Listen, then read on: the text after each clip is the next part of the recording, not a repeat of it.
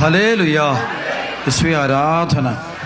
യെശയ്യാ 66:2 എന്താണ് വചനം? എന്താണ്? ആത്മാവിൽ എളിമയും അനുതാപവും ഉണ്ടായിരിക്കുകയും എൻ്റെ വചനം കേൾക്കുമ്പോൾ വിറയ്ക്കുകയും ചെയ്യുന്നവരെയാണ് ഞാൻ കടാക്ഷിക്കുക. അപ്പോൾ ആത്മാവിൽ എന്ത് വേണം? എളിമയും അനുതാപം. നല്ല എളിമയും അനുതാപം ഉണ്ടെങ്കിൽ മാത്രമേ ഈ കൃപ നമുക്ക് ലഭിക്കുകയുള്ളൂ. ശ്രീവർത്തി പറഞ്ഞു ഹല്ലേലൂയ.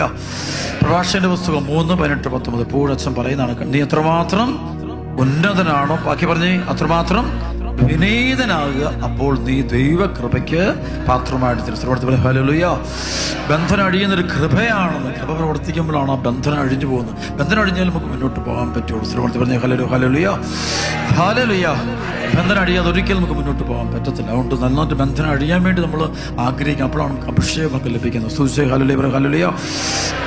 ലൂക്കാ 1:47-48 ദൈവം തൻ്റെ ദാസിയുടെ താഴ്മയെ, അപ്പോൾ ഏറ്റവും എളിമയുള്ളവരെയാണ് ദൈവം ഏറ്റവും കൂടുതൽ അനുഗ്രഹിക്കുന്നത് എന്നാണ് വചനം പറയുന്നത്. അതാണ് മത്തായിയുടെ സുവിശേഷം 11:25-26 വചനം പറയും, പിതാവേ നീ ഇവ ജ്ഞാനികളിൽ നിന്നും വിവേകികളിൽ നിന്നും മറച്ചു വെച്ച് ആർക്ക് വെളിപ്പെടുത്തുന്നു? ശിശുക്കൾക്ക് വെളിപ്പെടുത്തുന്നു. കാരണം ശിശുവായത്. അപ്പോൾ എളിമപ്പെട്ടാൽ മാത്രമേ